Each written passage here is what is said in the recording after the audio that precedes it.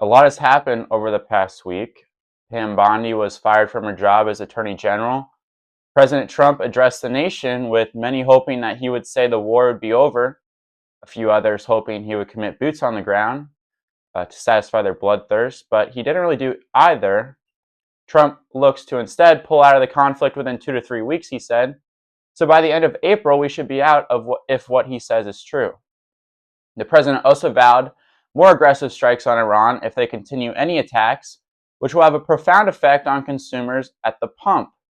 As of today, they haven't stopped. An American jet was just shot down on Friday. The pilot remains missing.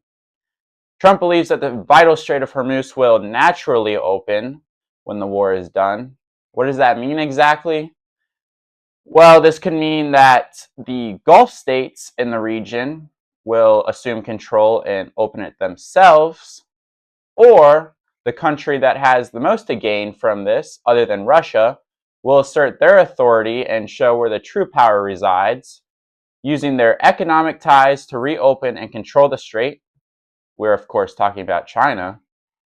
The country with over 1 billion people in their population has been lying in wait this whole time and looks to emerge as a top Eastern economic power. While we are on the topic of foreign powers, we couldn't talk about America with at least mentioning Israel. That's what leaders are making it out to seem like, at least. They like to lump us together as to try to demonstrate that this partnership isn't as toxic as anyone can see, which of course is accurate. They also like to loop the Jewish community in with the nation state of Israel. They want them pictured as one. This is purposeful, obviously, because when you attack or criticize Israel, then you can use the anti-Semite term and censor someone or get them fired or whatever. As every day goes by, it becomes clear exactly what our relationship with Israel is.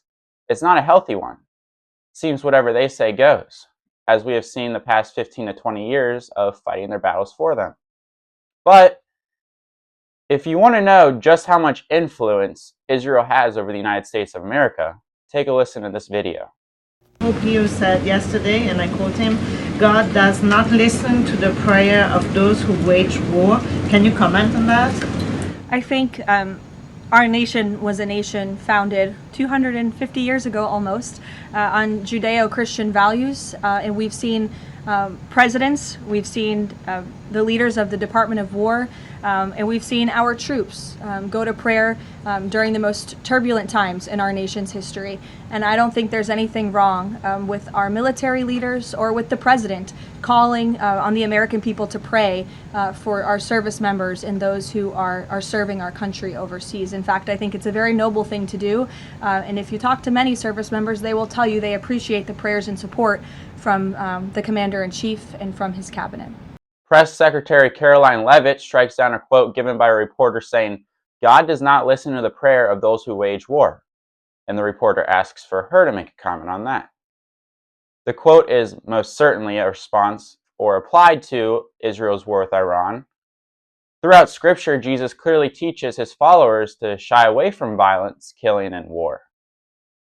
All those who take the sword will perish by the sword, Jesus told Peter when he raised his sword in defense during Jesus' arrest by the Pharisees. When leaders who have proven they are unfamiliar with the true teachings of Jesus Christ weaponize religion to further a certain agenda, it corrupts the system. It's now clear that they will use Christianity to their advantage and even lie about it. Those who bless Israel will be blessed. It's something we've heard so many times. They call out leaders such as Ambassador Mike Huckabee and Senator Ted Cruz. They call for you to send your children to die for Israel's expansionist war and genocide. Just to get one thing straight, is the nation state of present-day Israel the same one Abraham is talking about here? The truth is, they've probably never cared to think about it. Now they tell us that America was founded on Judeo-Christian values in an attempt to justify our relationship and war with Israel. We have to support them unconditionally. But the real message that they want us to hear is Jews in Israel good, Muslims bad. Little history lesson for you. Not one single founding father of the United States of America was Jewish, and roughly 51 of them, or 93%, were of Christian affiliation. Another fact that is unknown to most is the term Judeo-Christian didn't actually become a term or an idea until the late 19th century. Then it was used to combat 1940s anti-Semitism as an attempt to draw the Jews and the Christians closer together during the war. Since then, it's remained another way to try and force Christians to support the nation of Israel and the Jewish community through politics. Once the Israeli leaders, who aren't really even Jewish, Bibi, Netanyahu, have American Christians on board, they will try to rid the world of Muslims, which they have already begun doing if they ever even stopped. Yet when really looked at, wouldn't the weaponization of Christianity by the Israelis and our leaders constitute that Christians are their biggest enemy? Press Secretary Leavitt's response is no different. However, those who don't read this newsletter and are not privy to the hidden agenda of the elites will take her comments at face value and form their own bigotry. Yeah, that's exactly what America needs more of. But not all, but some in the Jewish community, this is probably more along the lines of the Israel leader who we made clear are not true Jews.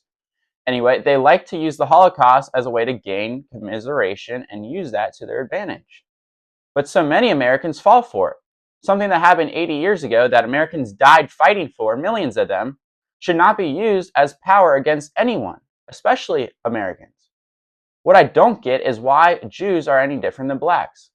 Conservatives don't condone when blacks try to refer back to slavery and they want extra treatment because of that.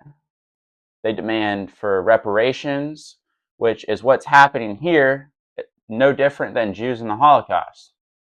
Like, why can't we just move on and move away from this ideology completely?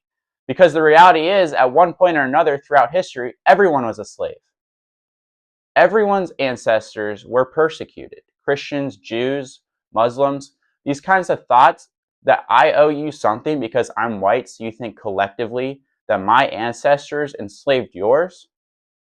The sad reality is, all that does is just breed racism and more anti-Semitism. To wrap it up and convey a message Americans need to hear is the weaponization of Christianity goes hand in hand with the destruction of it. Christians know that, as it has always been the goal to persecute them because they're the most persecuted people in history. They are weaponizing the religion so they don't fall for it. Instead, go straight to the source. Those who watch this, please go read the Bible, not Ted Cruz's tweets. Thank you.